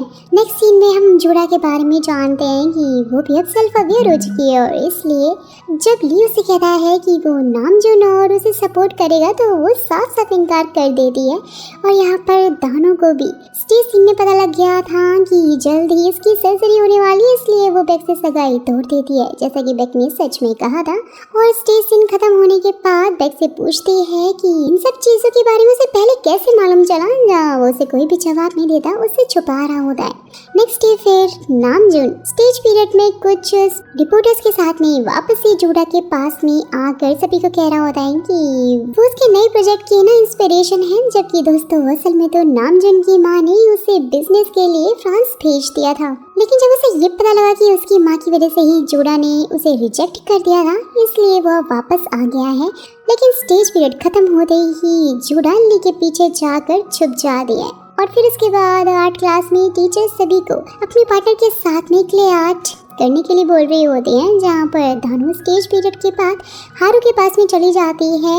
लेकिन हारू उसके ज़्यादा क्लोज आने के कारण उसकी हार्ट बीट बहुत तेजी से बढ़ जाती है, इसलिए टीचर भी उसे रेस्ट करने के लिए कहकर हारू और बेक को ही पार्टनर बना देती हैं। दोनों यहाँ पे जैसे तैसे लड़ते झगड़ते फाइनली अपना टास्क पूरा कर ही लेते हैं। नेक्स्ट सीन में दानो यहाँ अपने विजन में ना बेक को उसे प्रपोज करते हुए देखकर उसे चेंज करने के लिए कहती है, लेकिन बेक उसे मना कर देता है कि वो ऐसा कुछ नहीं कर सकती और वह सारी बात जाकर हारू और ली को भी बता देती है। अब स्टेज पीरियड शुरू होता है, जहाँ हारू अपनी पूरी ताकत लगाकर स्टेज की लाइट बंद कर देता है, जिससे कि उसके हाथ के कट में ना ब्लड आने लग जाता है, बहुत ज़्यादा पेन होने लग जाता है क्योंकि वो डेस्टिनी को जो चेंज कर रहा था। यहाँ उसे फ्लैशबैक में भी दिखता है कि उसका हाथ एक तलवार पर था और दानो खून में सनी हुई नीचे पड़ी हुई थी। और वहीं अब सीन चेंज होता है, जहाँ पर कोई और लड़का किसी और को प्रपोज कर देता है। ये देखकर जिम को बिल्कुल भी अच्छा नहीं लगता कि तभी जिम यहाँ एक लड़की को देखकर शॉक हो जाता है, जो कि दूसरी बुक में यानी फ्लावर बुक में उसकी लवर थी दोस्तों, यानी कि वो यहाँ पर भी थी। और सीन चेंज होने की वजह से दानो को ना चेस्ट में बहुत पेन होने लग जाता है, वो तो बेहोश हो जाती है। जैसे उसकी आँख खुलती है तो नर्स रूम में होती है, जहाँ पर बेक उसे वार्निंग देता है कि वो स्टोरी चेंज नहीं कर पाएगी, वरना ऐसे उसे ही तकलीफ होगी और वो हारू को भी खो देगी। फिर तो दानो आकर हारू को सब कुछ बता देती है, जहाँ हारू से प्रॉमिस करता है कि वो स्टोरी चेंज करके ही रहेगा। कि तभी दानो को यहाँ पर विजन में अपनी सर्जरी दिखाई देने लग जाती है, वो भी बहुत ही बुरी कंडीशन में, जिसे ऐसे लगता है ना कि वो तो बस मरने वाली है। इसलिए हारू को हक कर लेती है, बहुत सैड हो जाती है। हारू ने भी उसे अपने विजन में मरते हुए देखा था, लेकिन दोनों अपने विजन के बारे में एक दूसरे को नहीं बताते हैं। तो उसके बाद हारू फिर से फ्लैशबैक देखता है, जहाँ पर बेक उससे गेम खेलते हुए कह रहा होता है कि वो दानो से शादी करेगा, हर हाल में राजा बन जाएगा, यानी कि वो शादी सिर्फ राजा बनने के लिए कर रहा था। हारू फिर फटाक से जाकर दानो को ये सब कुछ बता देता है, बेक से शादी करने के लिए मना कर देता है, जहाँ पर दानो से जवाब दे दी है कि वो अपनी किस्मत बदलकर हारू का वेट करना चाहती है। तो पेज टर्न होने की आवाज आती है और वो बेक के सामने पहुंच जाती है। तो उसे कुछ समझ नहीं आ रहा होता है, बेक उसे बताता है कि वो जानता है कि हारू को वो बहुत ज्यादा लाइक करती है। और पेज टर्न हो रही हारू भी दानो को मरते हुए देखता है। हारू फिर होश में आता है, जिम से पूछता है कि क्या दोनों बुक में दानो की डेथ हो जाएगी, जहाँ वो हामी भरते कहता है कि उसे वो नहीं बचा सकता, क्योंकि भाई ऐसा एक लड़की जिसका नाम सो है उसने भी करने की कोशिश की थी, लेकिन ऐसा कुछ भी नहीं हुआ था। और तो और उसने ना एंड में अपना सब कुछ खो दिया था। और सो दोस्तों को यह नहीं बल्कि जिम की लवर थी, जो कि फ्लावर बुक में मर गई थी। जहाँ फ्लैशबैक में हम देखते हैं जिम सो से बहुत ज्यादा प्यार करता था और उसके साथ भागने की प्लानिंग भी कर रहा था, लेकिन रास्ते में कुछ लोगों ने को मार दिया था। और वहीं अपने स्टेज पीरियड में दानो को अपनी सर्जरी डेट का पता लगते ही वो बेक से माफी मांगकर अपनी सगाई तोड़ देती है और स्टेज सीन खत्म होते ही उसे बोलकर चली जाती है कि वो अच्छे फ्रेंड्स हमेशा बने रहेंगे। नेक्स्ट डे फिर दानो बेक जिम और ली से कह रही होती है कि वो सर्जरी के बारे में हारू को बिल्कुल भी ना बताए, नहीं तो वो सैड हो जाएगा। स्टेज सीन में बेक दानो से कन्फेस कर देता है कि वो उसे सच में लाइक करने लग गया है, लेकिन हारू ये देखकर बहुत ज्यादा गुस्सा हो जाता है, क्योंकि वही बेक उसका हाथ स्टेज पीरियड खत्म होने के बाद भी नहीं छोड़ रहा था। वेल तो वही स्टेज सीन में नामजून फिर से जूड़ा को प्रपोज करता है, जहाँ वो काफी खुश हो जाती है। लेकिन सीन खत्म होते ही वो बहुत ज़्यादा सैड हो जाते क्योंकि वो वैसा कुछ भी नहीं चाहती थी। यहाँ पर बेक हारू को दानो की सर्जरी के बारे में बता देता है। दानो को जाकर कह देता है स्टोरी चेंज करके हमेशा उसके साथ में रहेगा। हारू सर्जरी के बाद में दानो को पूछता है तो वो मना कर देती है, लेकिन फिर भी हारू से अब छोटी छोटी चीजों से प्रोटेक्ट करने लग जाता है। यहाँ तक कि ली से भी दूर रहने के लिए बोलता है कि कहीं ली उसको हर्ट ना कर दे। एंड लिटरली दोस्तों ये सीन ना बहुत ही ज़्यादा इंटरेस्टिंग थे और मज़े के भी थे। तो उसके बाद ली को जूडा से बात करके उसके सेल्फ अफेयर होने के बारे में पता लग चुका था, जहाँ वो ये बात सीक्रेट रहने के लिए बोल देती है। वही दानो को भी स्टेज पीरियड में पता लग गया था कि बेक उससे नहीं बल्कि उसकी बीमारी और अपने फादर से हेट करता है, क्योंकि भाई उसके फादर ना दानो को सिर्फ बिजनेस के लिए ही यूज कर रहे थे। और वही हारू भी ली से दानो की सर्जरी की डेट के बारे में पूछता है और उसकी स्टोरी चेंज करने में हेल्प मांगता है। यहाँ पर बेक उस बुक को ढूंढते हुए हारू के उसी कॉर्नर में पहुंच जाता है और ब्लैक होल में सब कुछ देख लेता है, जहाँ पे जोशन एरा में बेक हारू से कंफर्म कर रहा था कि क्या वो दानो को सच में लाइक करता है। और तभी सीन चेंज होता है दोस्तों और वो दानो के मरने वाले सीन पर पहुंच जाता है कि तभी रेड फ्लावर उस होल से निकलकर बाहर बेक के पास गिर जाता है और वो ये सब कुछ देखकर शॉक तो था ही और कंफ्यूज भी हो जाता है। नेक्स्ट सीन में हारू ली के साथ में हॉस्पिटल आकर दानो की रिपोर्ट को फाड़ने की कोशिश करता है, लेकिन सीन चेंज होकर बार बार पहले जैसा हो रहा था, यानी राइटर ऐसा करने नहीं दे रहा था और इसलिए लास्ट में वो दानो की रिपोर्ट ना जूडा की ग्रैंड माँ के साथ में एक्सचेंज कर देता है। इससे दानो के डॉक्टर उसे सर्जरी के लिए मना कर देते हैं कि उसकी हालत अब सुधरने लग गई है। ये बात बेक को भी पता लग गई थी और वो दानो को सर्जरी करवाने के लिए कह देता है, क्योंकि वो जानता था कि ये सब कुछ शायद हारू ने किया है। साथ ही उसे हारू पर ट्रस्ट ना करने के लिए बोलता है, लेकिन दानो उसकी नहीं सुनती और वो उसे रेड फ्लावर बुक के वही जले हुए पेजेस पकड़ाते हुए कहता है जिसमें उसकी डेथ हारू की वजह से हो गई थी। और वही हारू और जिम नॉवल में ना दानो की स्टोरी चेंज होते हुए देखते हैं, जहाँ पर जिम एक फ्लैशबैक याद कर रहा होता है। जोशन एरा में जब सो मर गई थी तो वो शैडो पीरियड था और इसलिए वो स्टेज पीरियड में फिर से जिंदा हो गई थी, लेकिन उसकी पहले की सारी मेमोरीज चली गई, क्योंकि भाई बेक रेड फ्लावर बुक में भी सेल्फ अवेयर था और उसे जब सो और जिम के बारे में मालूम चल गया था तो उसने सो को स्टेज पीरियड में ही मरवा दिया था, जिससे कि दोस्तों सो की एग्जिस्टेंस ना हमेशा के लिए स्टोरी से खत्म हो गई थी। तो जिम इन सब के बारे में हारू को बताते हुए विश करता है कि वो फ्यूचर में दानो को बचा ही लेगा। सो के साथ जो हुआ है वो दानो के साथ नहीं होगा। नेक्स्ट सीन में दानो हारू के पास में आकर कह रही होती है कि वो स्टेज सीन में खुश है और वो बाकी स्टोरी भी चेंज करके ही रहेगी, लेकिन यहाँ हारू को अपना बहुत ज्यादा डर लगने लग गया था सच जाने के बाद। उसके बाद दानो जले हुए पेजेस जाके बेक को लौटाते हुए कहती है कि वो हारू को ना बताए कि उसे इस बुक के बारे में सब कुछ पता है। तो तभी दोनों ना स्टेज सीन में पहुंच जाते हैं, जहाँ पर बेक हारू के सामने दानो को प्रपोज कर देता है, लेकिन सीन खत्म होते ही वो बेक को रिंग वापस देकर वहाँ से चले जाते हैं, क्योंकि वो रिंग बेक की मॉम की थी, उसके लिए बहुत ही ज्यादा इम्पोर्टेंट थी। और वही स्टेज पीरियड में नामजू फटाक से वो शूज फिर से जूडा को दे देता है कि तभी जूडा को हॉस्पिटल से कॉल आता है कि उसकी ग्रैंड माँ की तबीयत बहुत ज्यादा खराब हो गई है। यहाँ पर बेक भी जिम और सो को बात करते हुए देखकर सो से बात करने के लिए चला जाता है, लेकिन जिम उसे रोकते हुए कहता है कि उसने ही सो को दूसरी बुक में मारा था और इसलिए वो उससे दूर रहे, उसके आसपास भी ना दिखाई दे। तो यहाँ पर हारू फ्लैशबैक में देखता है कि हारू और दानो वहाँ से भागते हुए अचानक स्टेज सीन में पहुँच जाते हैं, जहाँ ना चाहते हुए भी हारू को बेक के कहने पे दानो को मारना पड़ जाता है और वो अपने हाथ से उस तलवार को दानो की बॉडी से बाहर निकालता है, यानी रोकने की कोशिश करता है, लेकिन दानो की यहाँ डेथ हो जाती है। फ्लैशबैक देखने के बाद ना हारू दानो से दूर रहने लग जाता है, क्योंकि उसे लग रहा था कि वो शायद इस बार भी दानो की डेथ का कारण बनेगा। और यहाँ पर दानो बेक के साथ में चेकअप के लिए हॉस्पिटल गई हुई होती है कि तभी उसकी तबीयत खराब होने लग जाती है, जिसकी वजह से उसे यहाँ पर एडमिट होना पड़ता है। बेक भी यहाँ पर दानो को शैडो पीरियड में मारने की कोशिश कर रहा होता है ताकि वो सब कुछ भूल जाए, लेकिन तभी उसे याद आता है कि रेड फ्लावर बुक में दानो को हारू ने नहीं बल्कि बेक ने ही मारा था और उसे काफी गिल्टी फील होता है। वापस से मास्क लगा देता है और वहाँ से चला जाता है। यहाँ पर हारू को ली से दानो के बारे में पता लगता है, इसलिए वो उसके पास आकर राइटर से कह रहा होता है कि वो स्टेज पीरियड तक दानो को जैसे तैसे करके बचा ले, लेकिन दोस्तों दानो के यहाँ डेथ हो ही जाती है। स्टेज चेंज होता है, हारू नोटिस करता है कि दानो ना अब सब कुछ भूल चुकी है। ये देखकर उसे बहुत ज्यादा बुरा लगता है क्योंकि वो उससे दूर जो भाग रही थी। और भाई इसीलिए हारू जिम के पास आकर सब कुछ बता देता है, जहाँ जिम उसे फिर से बताता है कि वो सब कुछ बंद कर दे वरना हालात और भी ज्यादा खराब हो सकते हैं। साथ ही वो अपने कैरेक्टर में रहे वरना राइटर जब चाहे ना उसे मिटा सकता है। उसके बाद हारू लाइब्रेरी में बैठकर फ्लैशबैक देख रहा होता है कि दानो को दूसरी बुक में उसने नहीं बल्कि बेक ने मारा था। और इसलिए नेक्स्ट डे हारू दानो के सामने ऐसी चीजें करने लग जाता है जिससे कि उसे सब कुछ याद आ जाए जो कि वो पहले करता था। और वहीं सभी को स्कूल में पता लगता है कि नाम जो तो अपने फादर का रियल बेटा है ही नहीं, और इसलिए सब उसे काफी बुली करने लग जाते हैं। लेकिन भाई इसके बाद भी ना जोड़ा यहाँ शैडो और स्टेज दोनों पीरियड में उसे सपोर्ट करती है। और वहीं हम दानो और सो को बात करते हुए देखते हैं, जहाँ पता लगता है कि सो भी सेल्फ अवेयर है और वो दानो से कह रही होती है कि उसे हर हाल में खुद को भीड़ में खोने से पहले ही दूर करना होगा, यानी कि दोबारा से सेल्फ अवेयर होना पड़ेगा, जो कि भाई दानो को तो समझ में नहीं आता उस टाइम पे। और यहाँ हारू भी नोटिस करता है कि स्टोरी में कुछ कैरेक्टर हटते जा रहे हैं, यानी कि स्टोरी जल्द ही एंड होने वाली है।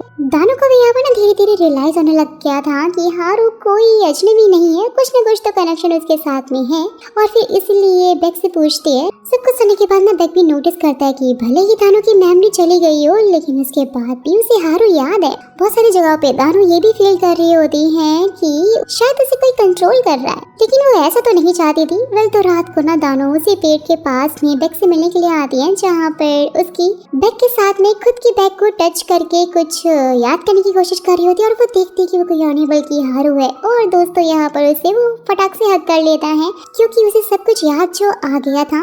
साथ ही बोलते हैं कि वो स्टोरी एंड होने तक ना उसके साथ में ही रहेगा। दोस्तों यहाँ पे हमें पता लगता है कि बेक ने हारू को वहाँ पर अपनी जैकेट एक्सचेंज करके मिलने के लिए भेज दिया था ताकि वो सीन को चेंज कर पाए। और इससे वो यहाँ उन दोनों को मिलाना चाहता था क्योंकि जो गलती उसने फ्लावर बुक में की थी यहाँ पर वो उस गलती को दोहराना नहीं चाहता था। नेक्स्ट डे फिर हारू नोटिस करता है कि उसके बैग से उसका नाम ना गायब हो गया है, लेकिन वो दानो को नहीं बताता है। उसे अंदर लेकर आता है जहाँ वो कुछ आवाजें नोटिस करते हैं। जब हारू सीधा आर्ट रूम का चेक करता है, वो रूम पूरी तरह से डिस्ट्रॉय हो गया था, जिसका साफ मतलब है कि राइटर उन सब चीजों को हटा रहा है क्योंकि अब उसे उनकी जरूरत नहीं थी। दानो को भी पता लगने से पहले ही लाइब्रेरी में वो ले जाता है जहाँ पर फाइनली दोनों किस करते हैं। उसके बाद ना दानो को सब कुछ याद दिलाने की वो कोशिश करता है। वेल तो वो अलग अलग एक्सप्रेशन बनाकर काफी अजीब हरकतें कर रहा होता है जो कि सच में काफी क्यूट लग रही होती है। दानो भी उसे बता देती है कि अरे भाई उसे सब कुछ याद आ चुका है। सब कुछ सुनते ही वो उसे फिर से हक कर लेता है। उसके बाद जिम हारू और बेक को ना काफी अच्छा खाना खिलाते हुए दोनों को दोस्ती करने के लिए बोलता है क्योंकि अब बुक जो खत्म होने वाली थी। और वही रास्ते में जाते हुए सो की आंखों में कुछ चला जाता है, तो इसलिए ली उसकी हेल्प कर रहा होता है। लेकिन भाई पीछे से जिम को लग रहा होता है कि दोनों किस कर रहे हैं। जेलसी के मारे उसके हाथ में जितनी सब्जियां होती हैं सब कुछ ली के ऊपर फेंक कर मारने लग जाता है और सो को अपने साथ में लेकर चला जाता है। और यहाँ पर हारू भी लाइब्रेरी में वो कॉर्नर दिखता है कि वो तो गायब हो चुका है, जहाँ पर यूनाकर उसे कहता है कि उसे अब दानो के साथ में ही रहना चाहिए। वेल तो वही दानो भी अब हारू के लॉकर में वॉच को रख देती है, लेकिन नोटिस करती है कि वहाँ पर तो उसका नाम ही नहीं है। और फिर वो हारू से मिलकर कन्फेस करती है कि वो उसे बहुत ही ज्यादा प्यार करती है। जैसे हारू से हक करता है ना, वो गायब होकर लाइब्रेरी में पहुंच जाता है। दानो उसके पास आती है, जहाँ हारू देखता है कि अब धीरे धीरे वो गायब हो रहा है और वो उसे लेकर भागने लग जाता है। फाइनली एंड में दोनों हॉल में पहुंच जाते हैं, जहाँ हारू उससे बोल रहा होता है कि वो बहुत खुश है कि उसने फाइनली इस बार सीक्रेट बुक में दानो को बचा ही लिया और डेस्टिनी को भी थोड़ा चेंज कर दिया और वो उसे हमेशा याद रखेगा। साथ ही वो बहुत ज्यादा खुश है क्योंकि वो दानो के साथ था और लास्ट टाइम उसे अपना नाम लेने के लिए बोलता है, जहाँ दानो रोते हुए जैसे उसका नाम लेकर उसे हक कर देना कि तभी वहाँ पर अंधेरा हो जाता है। कुछ देर बाद जैसी लाइट आती है वो देखती है कि हारू हमेशा के लिए गायब हो चुका था। सीन शुरू होता है 1 साल बाद दिखाया जाता है, जहाँ सभी लोग आज ग्रेजुएट हो चुके हैं। वही जिम को पता लगता है कि सो भी सेल्फ अवेयर है क्योंकि उसने कहा था कि ये स्टोरी का लास्ट पेज है और जिम उसे हक कर लेता है। वेल तो ग्रुप फोटो लेने के बाद दानो ना अब हारू के लॉकर पर उसका नाम लिख देती है और देखती है कि उसकी वॉच तो अभी भी वहीं पर रखी हुई है। कि तभी देख यहाँ पर आकर उसे आखिरी बार सॉरी और थैंक यू बोलता है उसे सपोर्ट करने के लिए, उसका साथ देने के लिए। उसके बाद दानो हारू की डेस्क पर डिप्लोमा और वॉच को रख देती है और उसी पेड़ के पास जाती है जो कि 300 साल पुराना था। जब उसे हारू की डायरी मिलती है जिसमें उसने दानों के साथ में बिताए हुए सारे पलों को ड्रॉ किया हुआ था और साथ ही लास्ट पेज पर लिखा हुआ था कि मुझे उम्मीद है कि ये तुम्हारा सबसे अच्छा अब तक का गिफ्ट होगा। और वह डायरी को हक करके जोरों से रोने लग जाती है। तभी तो उसका पेज पलटने की आवाज आती है और इस बुक की स्टोरी खत्म हो जाती है। वेल तो अब नई स्टोरी की शुरुआत होती है जहाँ पर दानो अब यूनिवर्सिटी स्टूडेंट है। बाल भी बड़े हो गए हैं, काफी ज्यादा सुंदर भी लग रही है। साथ ही वो वहाँ पर उस पार्क में बैठे हुए बच्चों से सुन रही होती है कि इस यूनिवर्सिटी में एक पेड़ है जो कि 10 अक्टूबर को 301 साल का हो जाएगा और ये उसे कुछ सुना सुना सा लगता है। और वो वहाँ जाकर उस पेड़ को देखती है जहाँ रास्ते में उसे वॉल पर हारू की पेंटिंग्स भी दिखाई देती हैं। वो उसे लेकर पेड़ के पास में पहुँच जाती है जहाँ उसे दूसरी बुक की आवाज़ सुनाई देती है कि कुछ भी हो जाए लेकिन उसके बाद भी इस पेड़ की मदद से वो हमेशा एक दूसरे को ढूंढ लेंगे। हारू ने कहा था कि वो हमेशा उसके साथ रहेगा और उसी टाइम पर ना हारू भी पेड़ के पीछे से निकल कर आता है जहाँ दानो उसे कहती है कि आखिर उसने उसे ढूंढ ही लिया। तो फिलहाल उसका वो कोई भी जवाब नहीं देता। जैसे ही दानो जा रही होती है हारू उसे पीछे से हक कर लेता है कि उसने उसे बहुत ज्यादा मिस किया। और दोस्तों इसी के साथ ना इस ड्रामा की हैप्पी एंडिंग हो जाती है, यानी कि एट लास्ट ये लोग मिल ही गए थे। वैसे मुझे ना स्टोरी काफ़ी ज़्यादा पसंद आई क्योंकि हो ना हो ये हमारी पास्ट लाइफ, प्रेजेंट लाइफ और फ्यूचर लाइफ को इंडिकेट करती है। और अगर आपको भी ऐसा लगता है मुझे कमेंट बॉक्स में ज़रूर बताना कि आपके क्या थॉट्स हैं और आपको ये स्टोरी कैसी लगी, आप इसका एंड कैसा चाहते थे। जिसके भी थॉट्स मुझे अच्छे लगे मैं उन्हें अपनी नेक्स्ट वीडियो में शाउट आउट दूंगी, तो इसलिए कमेंट ज़रूर कीजिएगा। जाने से पहले चैनल को सब्सक्राइब कर लेना अगर अभी तक नहीं किया है। फिर मुलाकात होगी दूसरी वीडियो में, तब तक के लिए take care and bye bye.